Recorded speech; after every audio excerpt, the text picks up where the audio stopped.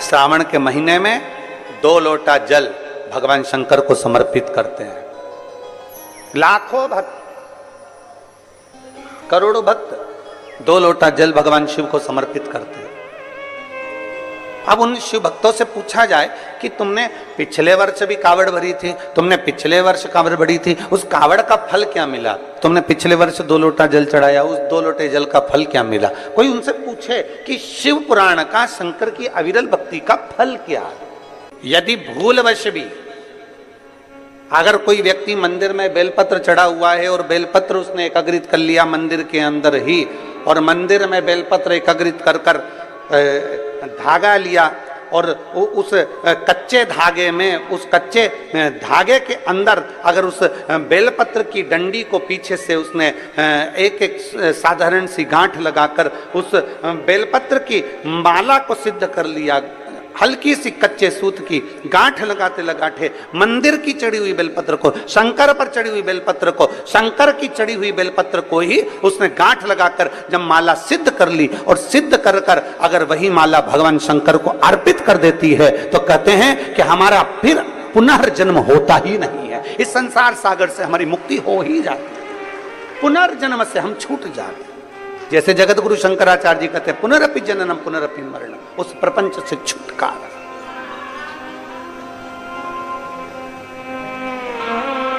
अब कई लोग ऐसे होते हैं कि वो पत्ती में छेद कर देते हैं, नहीं।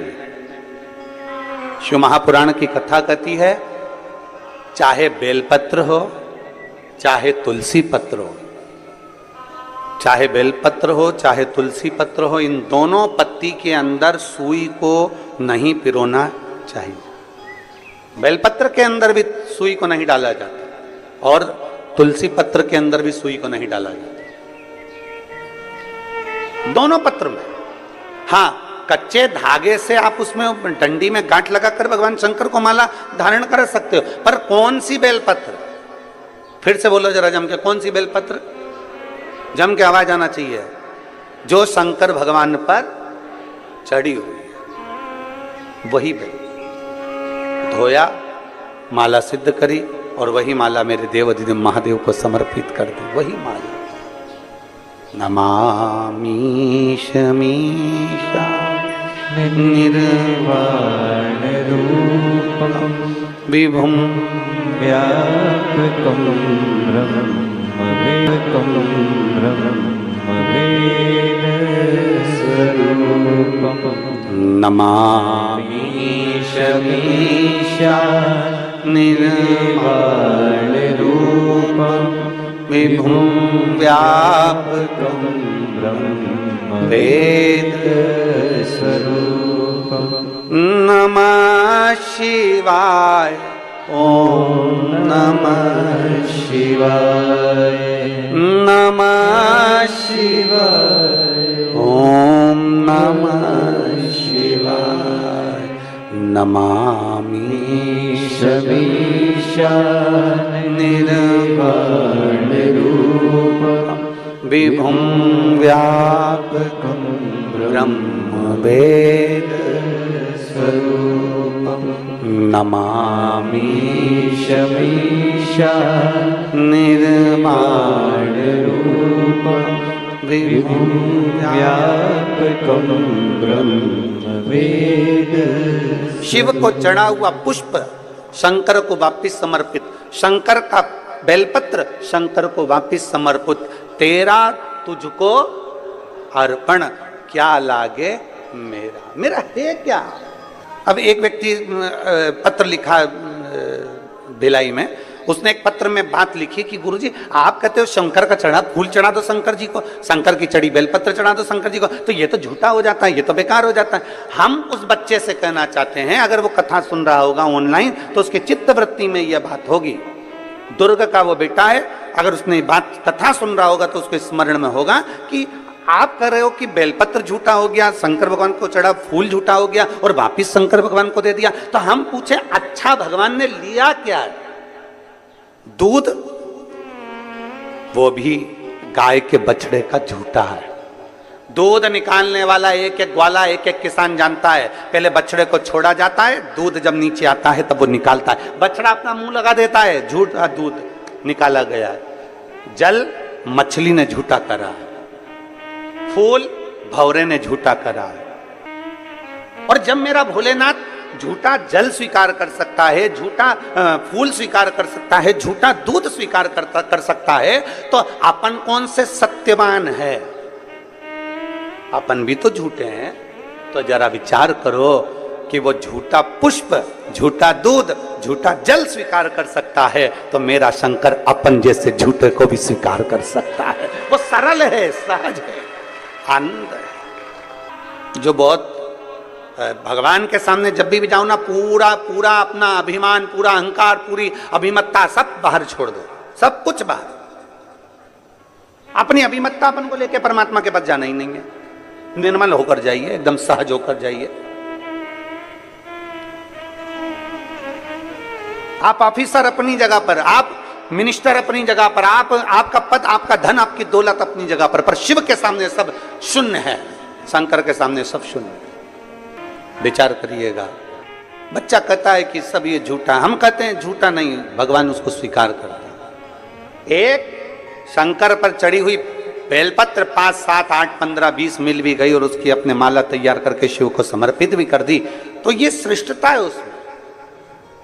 राजकन्या इतनी सुंदर थी, उसका एक काम था, बाल्यावस्था से 4 वर्ष की जब राजकन्या थी तब उसने अपने कहीं सखी के, कहीं सहेली से सीख लिया था कि मंदिर में पुष्प पड़ा है, उससे श्रृंगार कर दिया, रंगोली बना दी, वही फूल से भगवान की जलाधारी का श्रृंगार कर दिया, वही पुष्प से शिव का श्रृंगार कर दिया। राजकन्या धीरे धीरे धीरे धीरे बड़ी होती चली गई। कन्या बड़ी हो गई, कन्या बड़ी हो गई, मंदिर में जाती, श्रृंगार करती, भगवान का सेवा करती। पिता को चिंता लग गई कि मैं अपनी कन्या का विवाह किससे करूं, इसको किसको समर्पित करा जाए, किसको दिया जाए। और फिर निवेदन है, राजा जनक जैसी चतुरता लाकर रखना अपनी बुद्धि में। बेटी का विवाह करने से पहले राजा जनक जैसी विद्वत्ता लेकर आओ। राजा जनक ने एक संकल्प किया था, मेरी बेटी का विवाह मैं उसी के साथ करूंगा जो धनुष को उठाएगा, चढ़ाएगा, मैं बेटी उसको ब्याह दूंगा। राजा जनक जी ने ऐसा विचार क्यों किया? क्योंकि राजा जनक की बेटी माता जानकी जी जब 4 वर्ष की थी तब राजा जनक जी ने अपने सेवकों से कहा था, धनुष के नीचे का भाग लीप कराओ, पोंछ कराओ, आज मुझे पूजन करने आना है। सेवक गए, धनुष को 10-10 हजार सेवकों ने उठाया, पर धनुष उठा नहीं। सेवक वापिस आ गए, सीता जी खेल रही थी। 4 वर्ष की सीता जी को देखकर कहा, सेवकों ने तुरंत कहा, जानकी जी पिताजी आए तो कह देना हमने धनुष के आसपास का लीप दिया, पर धनुष हमसे नहीं उठा, इसलिए उसके नीचे हम गोबर से नहीं लीप पाए। आप कह दोगी ना? सीता जी ने कहा, क्या काका तुमसे धनुष नहीं उठा? चलो मैं उठाती हूं, तुम लीप देना। सीता जी गई, 4 वर्ष की माता जानकी जी ने अपने उल्टे हाथ से धनुष को उठा लिया, सीधे हाथ में गोबर लेकर लीप दिया और धनुष को रख दिया। जनक जी जब पूजन करने के लिए आए, जनक जी जब पूजन करने के लिए आए तो जनक जी ने देखा कि आज धनुष के नीचे का भाग पहली बार लिपा हुआ है। ये किसने लीप दिया? सबने कहा जानकी जी ने लीपा। जानकी, 4 साल की जानकी, बुलाओ सीता को। जानकी को बुलाया, जानकी बेटा तूने ये धनुष कैसे उठा लिया? उसने कहा पिताजी बिल्कुल सरल था, उल्टे हाथ से सीता जी ने अपने पिताजी के सामने धनुष उठाया, गोबर लिया और लीप के बताकर धनुष को रख दिया। जनक जी ने विचार कर लिया, मेरी बेटी अगर उल्टे हाथ से धनुष उठा सकती है तो इसका पति वो होगा जो धनुष को उठाएगा, चढ़ाएगा, तोड़ देगा, मैं बेटी उसके साथ ब्याह दूंगा। अर्थात जनक जी जैसी विद्वत्ता लेकर आना है। अपनी बेटी विद्वान है तो उससे दुगना विद्वान उसका वर होना चाहिए। अपनी बेटी ज्ञानवान है तो उससे दुगना ज्ञानवान उसका वर होना चाहिए। अपनी बेटी चतुर है तो उससे चतुर उसका वर होना चाहिए। अपनी बेटी सुंदर है तो उससे सुंदर उसका वर होना चाहिए। अपनी बेटी बुद्धि विवेक में प्रबल है तो बुद्धि विवेक में प्रबल उसका वर होना चाहिए। हम क्या देख लेते हैं? एक पेट्रोल पंप देख लो, एक गाड़ी देख लो, एक बंगला देख लो, ये देख लो, वो देख लो और बेटी का विवाह कर दो।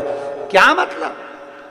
अगर तुम्हारी बेटी में विद्वत्ता है और भगवान ने उसको अगर लायक बनाया है तो 4 पेट्रोल पंप खड़े करने की जवाबदारी भी तुम्हारी बेटी रखती है, उसका दम रखती है। आप इतना सहज में कोई मिलेगा कि नहीं मिलेगा? अच्छा पेट्रोल पंप दिख रहा है, अच्छा पेट्रोल पंप, अच्छी गाड़ी दिख रही है, अच्छा बंगला दिख रहा है, अच्छा धन दिख रहा है, और मालूम पड़े तुमने बेटी का विवाह कर दिया और लड़की शादी कर कर चली गई, और पेट्रोल पंप गाड़ी बंगला तो सब देखा, पर बेटी के लिए वर अच्छा नहीं देखा। रात को 1-1 बजे तक आ रहा है, मालूम पड़े टन्न होकर आ रहा है, दोस्तों के साथ बैठा रहता है, 1 मिनट का समय उसको अपनी पत्नी के लिए नहीं है। जब भी घर में आता है ऐसा बोलता है कि घर में क्लेश हो जाता है, और तुम सोच रही हो कि पेट्रोल पंप से गुजारा हो जाए, तुम सोच रही हो गाड़ी और बंगले से गुजारा हो जाए। एक बात आपसे कहें, बाप बेटी को विदा करता है ना, सारा सोना चांदी कपड़े लत्ते जेवर आभूषण सब देकर भेजता है। बोलो बोलो, सही है कि गलत है? जब बाप बेटी को विदा करता है और बाप को मालूम पड़ जाए कि लड़का अच्छा नहीं है, मेरी बेटी का सम्मान नहीं करता, आदर नहीं करता, सत्कार नहीं करता, इसने सब बर्बाद करके रखा, बच्चों पर ध्यान नहीं देता, तो ईमानदारी से बोलो, बाप जमाई की इज्जत करेगा? अरे बोलो तो रे, करेगा इज्जत? नहीं करेगा। क्यों नहीं करेगा? क्योंकि मैंने अपनी बेटी को इतना देकर भेजा, बेटी को मैंने सम्मानजनक कर कर भेजा, और मेरे जमाई ने इसकी इज्जत नहीं करी, इसलिए फिर दूसरी बार बाप जमाई का एक बार आदर करेगा, सम्मान करेगा, फिर दूसरी बार आदर नहीं करेगा, सम्मान नहीं करेगा, क्योंकि मैंने देकर भेजा था और इसने आदर नहीं करा। उसी तरह परमात्मा है, परमात्मा ने आंख नाक कान पूरा शरीर देकर भेजा, पूरा शरीर दिया, अच्छे से अच्छा दिया। उस बाप ने पृथ्वी पर भेजने से पहले परमात्मा ने अपने को अच्छा बनाकर भेजा, और हम आए पृथ्वी पर और मालूम पड़े काम क्रोध लोभ मोह आसक्ति तृष्णा झूठ प्रपंच क्रोध, दिन भर गुस्सा गुस्सा गुस्सा, चिड़चिड़ चिड़चिड़ चिड़चिड़, दिन भर अपशब्द कहना, निंदा करना, बुराई करना, दिन भर उसमें लगा दिया, दिन भर उसमें लगा दिया। भगवान ने सोचा अब तुझे आ तो एक बार तुझे दे दिया, अब की बार आज दूसरी बार जन्म नहीं दूंगा, बनाऊंगा तो तुझे वही राजनांद गांव में भेजूंगा, पर कुत्ता बना के भेजूंगा, तो चिंता मत कर जाए। स्वान बनाकर भेज दूंगा पर इंसान बना के नहीं भेजूंगा, क्योंकि तूने कीमत नहीं समझी। ये शरीर तुझे दिया था, 5 कर्मेंद्रिय 5 ज्ञानेंद्रिय और एक मन रूपी शरीर देकर भेजा था, पर तूने इसको संभाला नहीं, उसको जाना नहीं। इतनी अच्छी बेटी दी थी पर तूने उसकी इज्जत नहीं करी, इतनी अच्छी बेटी दी थी इसकी इज्जत नहीं करी, इसको सोना पहनाकर भेजा, आंख नाक कान सब बनाकर भेजा। करोड़पति बेटी दी, 1-1 किडनी 5-5 लाख की दी, करोड़पति बनाकर भेजा, लाखों का सामान देकर भेजा, पर तूने इसकी इज्जत नहीं करी, तो अगली बार तुझे ये दूंगा नहीं, बनाऊंगा, पर तुझे देश देश देश बनाओ, पर तुझे कितनी मेहनत से। बेटी की शादी करने से पहले जनक जी की कथा का स्मरण करिएगा, बेटी का विवाह करने से पहले जनक जी की कथा का स्मरण करिएगा कि बेटी समझदार है तो उससे दुगना समझदार उसका बर होना चाहिए। गाड़ी बंगला पेट्रोल पंप जमीन जायदाद नहीं देखना, सबसे पहले देखो कि जिस लड़के के साथ बेटी ब्याह रहे हैं वो लड़का आपकी बेटी की इज्जत करेगा कि नहीं करेगा, आपकी बेटी का सम्मान करेगा कि नहीं करेगा। मालूम पड़े धन तो बहुत है पर क्या करे, क्या पेट्रोल पंप की पेट्रोल को खाएगी कि गाड़ी बंगले को मुख में लेगी? नहीं, अपने पति के 2 शब्द प्रेम के मिल जाएं, आदर के शब्द मिल जाएं, बस बहुत है। जब दुख की घड़ी आए, जब कहीं बेटी को घर में ताने मिल रहे हों और जगह पर उसका पति एक बार साथ में खड़ा हो जाए, तो बेटी की भी छाती को लगता है कि मेरे साथ कोई है खड़ा होने वाला, कोई है मेरा साथ देने वाला। मालूम पड़े वो तो दोस्त के साथ बैठा है और बड़ी, तो कहते हैं सोने की चेन अगर गले में पड़ी हुई है या सोने का मंगलसूत्र पड़ा हुआ है तो उसको देखकर चोर तुम्हारे करीब में आता है। और मान लो सोने की चेन है ही नहीं, सोने का मंगलसूत्र है ही नहीं, रुद्राक्ष धारण कर रखा है या तुलसी की माला पहन रखी है, चोर आएगा बाजू में, उसको मालूम है 5 रुपए की तो बाजार में मिल जाती है, 10 रुपए की तो बाजार में मिल जाती है। जब कोई व्यक्ति मरता है तो मरने वाले व्यक्ति के शरीर पे से सारा सोना रात को ही उतार लिया जाता है, संपूर्ण सोना।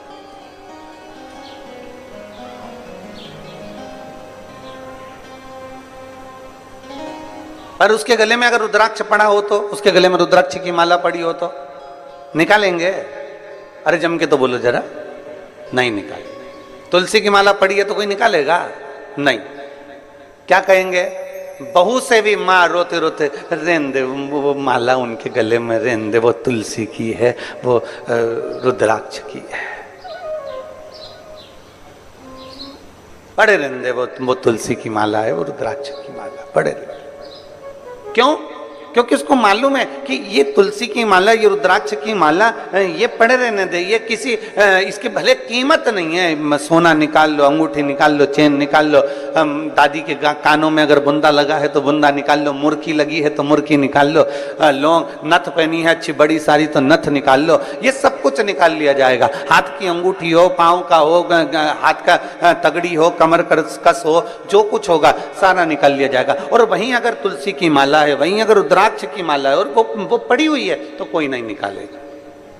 और ये समझने वाला विषय है कि भले वो ना निकाली जाए, सब कुछ निकाल लिया जाए, और वो अगर तुलसी और रुद्राक्ष की माला हमारे गले में पड़ी हुई है तो ये तुलसी और रुद्राक्ष का मन का हमें ना जाने कितने कितने नरकों से बाहर निकालते हुए परमात्मा की शरणागति प्रदान करा देते, कितने नरकों से निकालता हूं।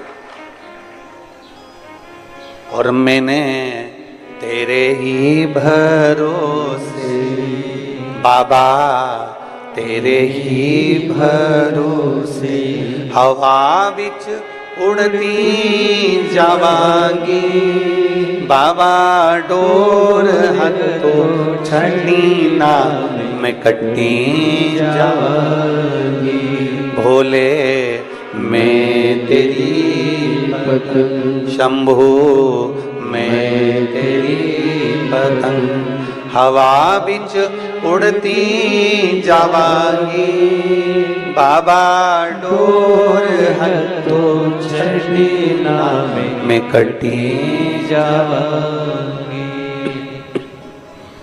एक तुलसी की माला, एक रुद्राक्ष हमारे जीवन को सुख प्रदान कर देता, हमारे जीवन को आनंदता प्रदान कर देता। एक बेलपत्र हमारे जीवन को सुख प्रदान कर देता। हम शंकर भगवान का एक लोटा जल समर्पित करते हैं, शिव की भक्ति करते हैं, शंकर को एक लोटा जल चढ़ाते हैं, वो हमें कितना फल देती है, कितना फल देती है। एक कथा आती है, बड़ी सुंदर प्रसंग है, जरा स्मरण करिएगा सभी, जितने चैनल पर कथा सुन रहे हैं, जितने ऑनलाइन कथा सुन रहे हैं, सब अपनी चित्तवृत्ति में रखिएगा इस कथा। एक राजकन्या थी, बड़ी सुंदर थी, बड़ी सुंदर, और राजकन्या इतनी सुंदर, इतनी बढ़िया, इतनी सुंदर, इतनी सुंदर, वो राजकन्या इतनी सुंदर कि उसको देखकर देवता भी आकर्षित हो जाए, इतनी सुंदर राजकन्या, इतनी सुंदर। अब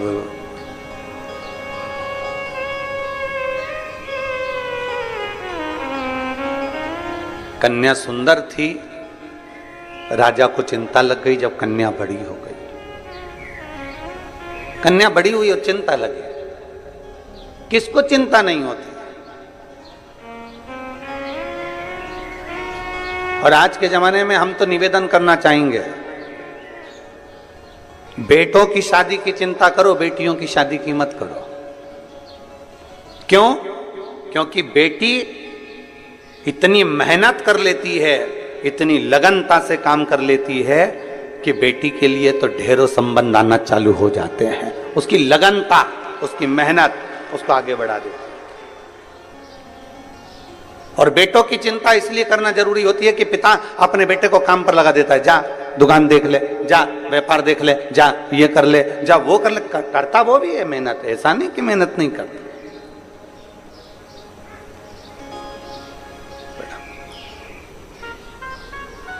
करता वो भी मेहनत है, बिठाओ भाई। ऐसा नहीं कि वो मेहनत नहीं करता है, उसके पास में मेहनत करने का कुछ क्रम नहीं होता, वो मेहनत करता है, करता। पर चिंता हमें बेटी की नहीं, चिंता हमें बेटे की रहे। बेटी अगर लगनता से मेहनत कर रही है, अपने पिता के कार्य के प्रति जागरूक है, अपने पिता के वचन के प्रति जागरूक है और अपने पिता के बोले हुए शब्द के प्रति जागरूक है, तो फिर बेटी की चिंता नहीं रहती, फिर बेटी की चिंता नहीं। शिव पुराण कह रही है भगवान शंकर का संवाद कर रहा है, भगवान उगड़दानी का संवाद कर रहा है, भगवान शंकर की पावन कथा कर रही है। राजकन्या इतनी सुंदर थी, इतनी सुंदर राजकन्या कि उसको देखकर देवता भी आकर्षित हो जाए, इतनी सुंदरता उस राजकन्या में, इतनी सुंदर। और फिर निवेदन